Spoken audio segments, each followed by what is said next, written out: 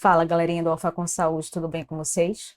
Mais uma vez, eu, professora Camila Santos, na área, junto com vocês, queridos alfartanos e alfartanas, para a gente poder dar continuidade ao nosso conteúdo da nossa querida disciplina de centro cirúrgico, tá bom? A nossa abordagem hoje, ela não tende a ser diferente, porque, de fato, a gente está falando sobre uma especificidade, que é o nosso centro cirúrgico, e que aí temos vários assuntos a serem contemplados, e que normalmente esses assuntos tendem a ser, né, de forte prevalência para a tua prova, para a questão aí que você pode se deparar, tá bom? Então vamos lá começar a nossa brincadeira.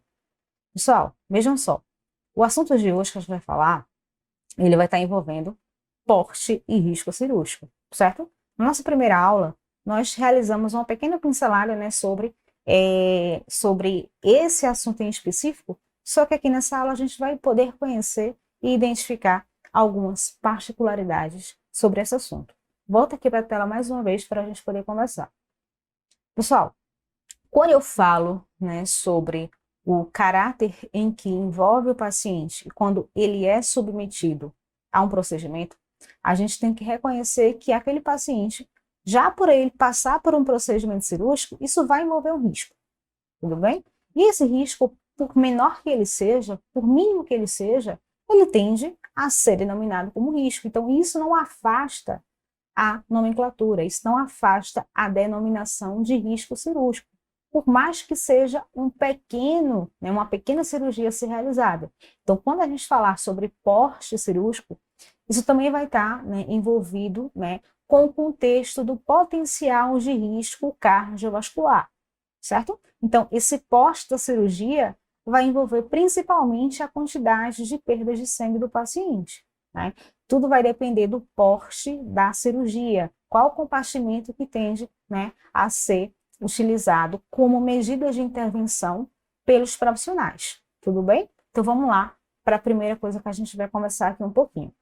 Quando a gente fala sobre porte e risco cirúrgico, a gente precisa compreender, né, a pequena classificação que vai se dar, né, cada porte. Então, vou ter as cirurgias, né, eventualmente, que acontecem, que são categorizadas como cirurgias de grande porte. Eu vou ter as cirurgias que são consideradas de médio porte e eu vou ter as cirurgias que são consideradas de pequeno porte. Camila, por que não tem aí nenhuma denominação sobre cada uma? Exatamente porque eu quero propor para vocês, né, uma ênfase em determinados procedimentos que muitas vezes são realizados, tá bom? Então, mais uma vez, quando eu falo sobre, né, essa possibilidade desse porte da cirurgia, né, eu me refiro principalmente, né, a grande perda, né, a grande perda de fluidos, né, a grande perda aí de sangue que pode acontecer com o paciente, tá bom? Muitas vezes o paciente, até mesmo quando o profissional da enfermagem, quando ele vai realizar a visita pré-operatória, então ele observa que aquele paciente, nos seus exames complementares, seu hemograma, teve algumas alterações. Então ele já vai, né, buscar previamente, né, identificar essas possíveis alterações e fazer com que não haja nenhuma intercorrência. Então ele vai agir de maneira preventiva para que não ocorra intercorrências durante aquele ato cirúrgico. Veja que é toda uma questão de planejamento prévio. Então, isso precisa estar conectado, né, inteiramente ligado com toda a equipe. Tudo bem? Isso a gente falou na nossa aula passada em sistematização da assistência de enfermagem pré-operatória. Veja o quanto é importante para que também a gente possa identificar qual a cirurgia que esteja a ser realizada, classificar o porte dessa cirurgia, qual o potencial de risco que o paciente tem para ser submetido àquele porte cirúrgico, né, aquele procedimento cirúrgico, qual o risco, né, cardiovascular que ele tende a ter. Então, a gente vai falar agora dentro de cada porte, né, de cirurgias, tá? Então, a gente viu a classificação: grande porte, médio porte e pequeno porte. Camila, quando a gente fala sobre grande porte, vamos voltar aqui para a gente fazer uma breve referência. Quando falamos sobre, né, grande porte, é de fato, né, aquele tipo de procedimento cirúrgico em que, né, vai acontecer, né, um envolvimento, né, no que diz respeito ao procedimento, em que vai ser apresentado, né, uma grande perda de fluidos, certo?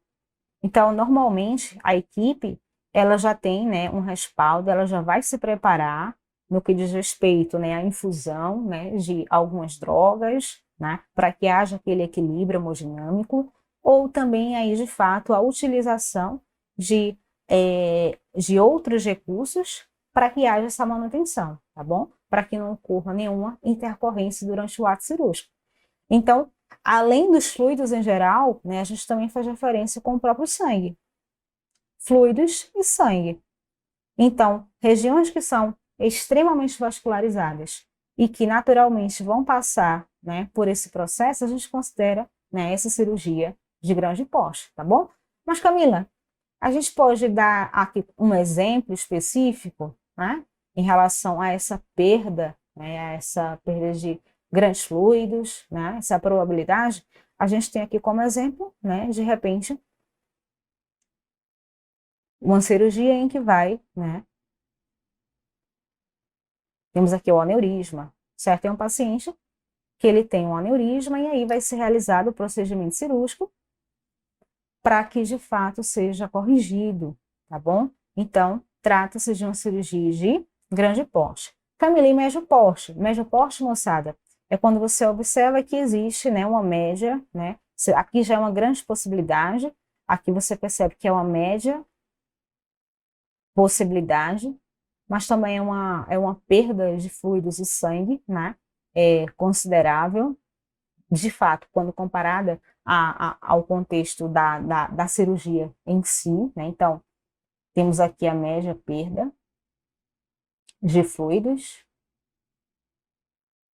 e sangue, tá?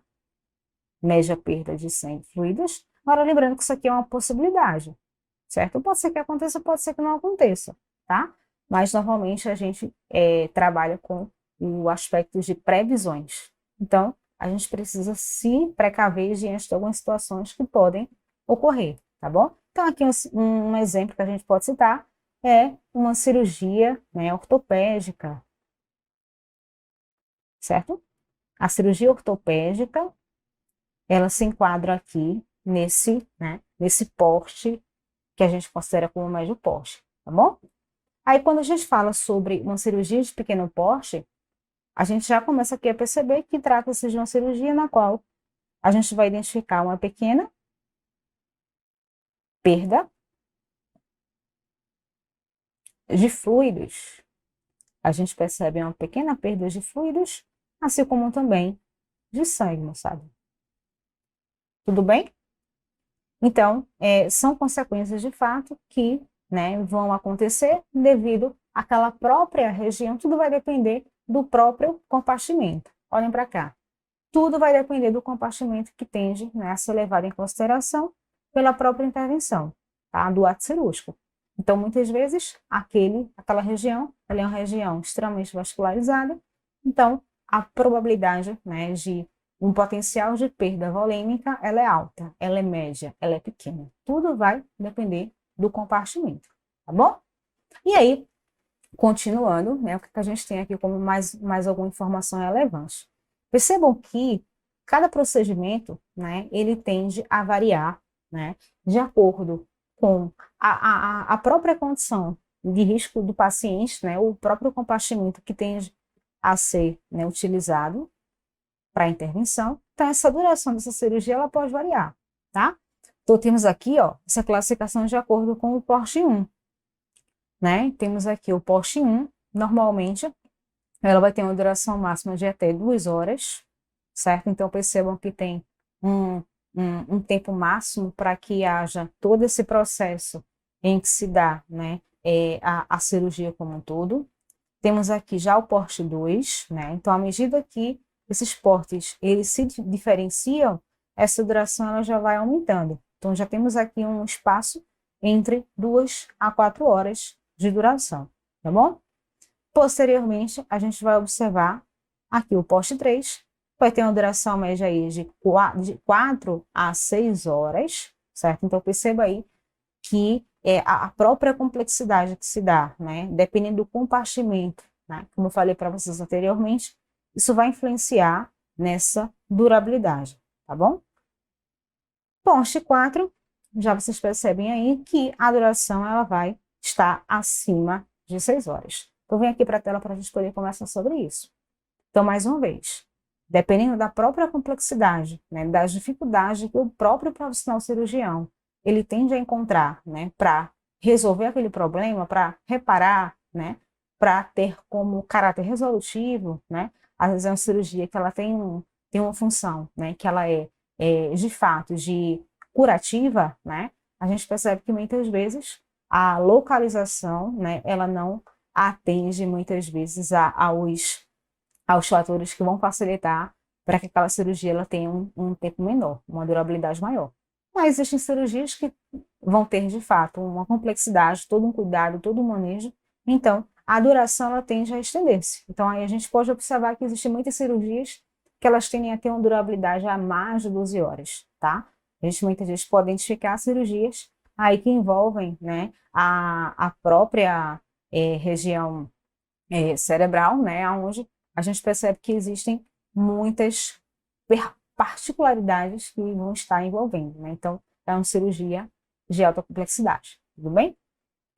Então, vamos aqui retornar.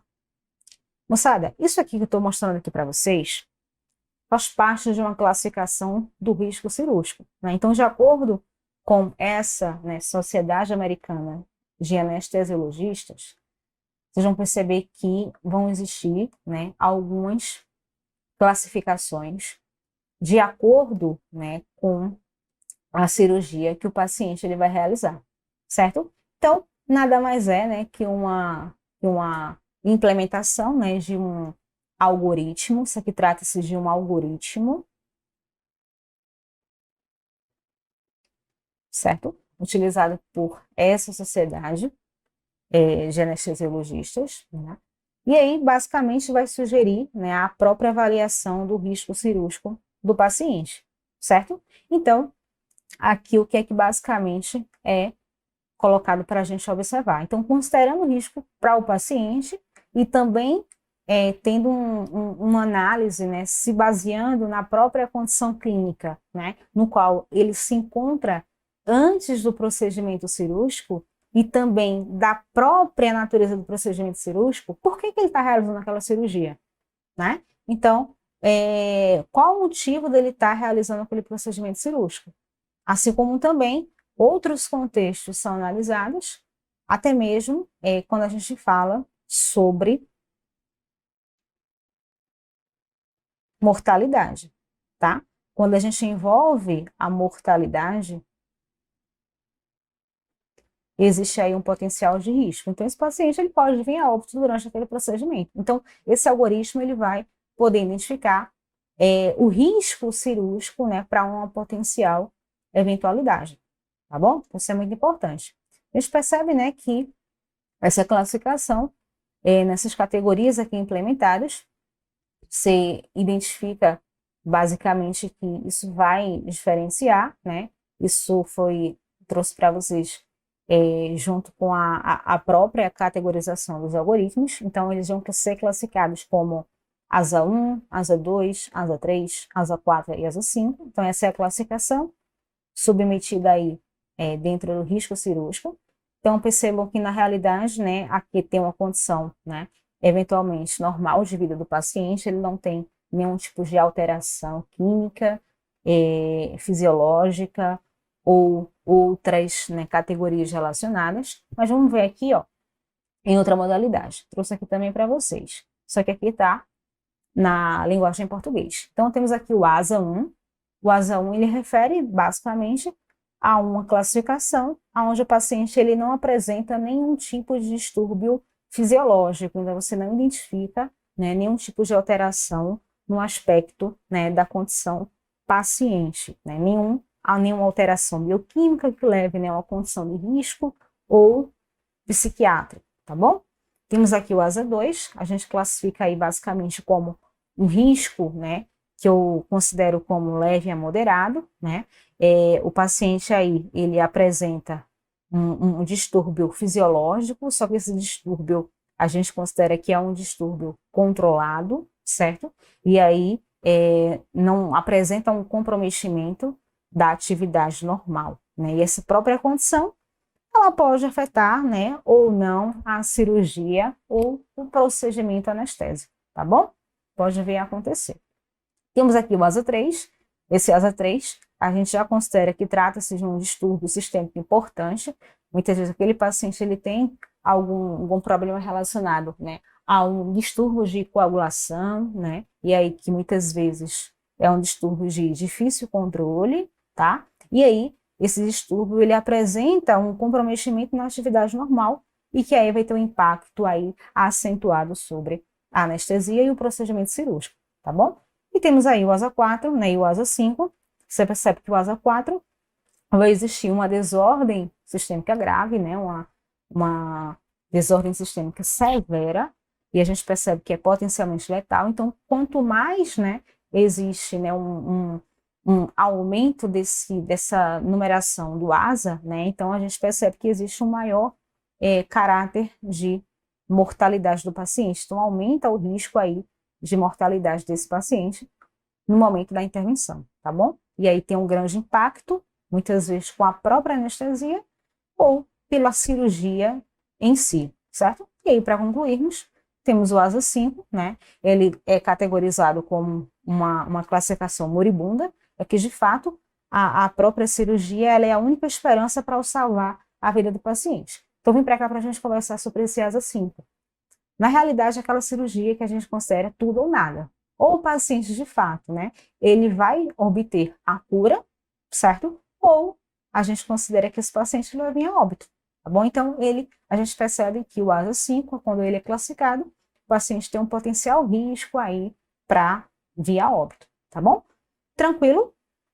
De boa esse assunto, né? A gente percebe que existem algumas particularidades, mas que a gente pode perceber que é um assunto, apesar dele ser tranquilo, a forma como muitas vezes ele é abordado nas questões, você precisa ter cuidado, tá bom? Então, leitura dinâmica, estar muito atento, observar as pegadinhas, as particularidades de cada questão, e aí não se embananar, tá bom? Você que é aluno alfartano, você que é aluna alfartana, não pode se enganar. Você precisa, de fato, acertar essas questões e fazer valer a pena aí o teu estudo, tá bom? Todo o teu esforço.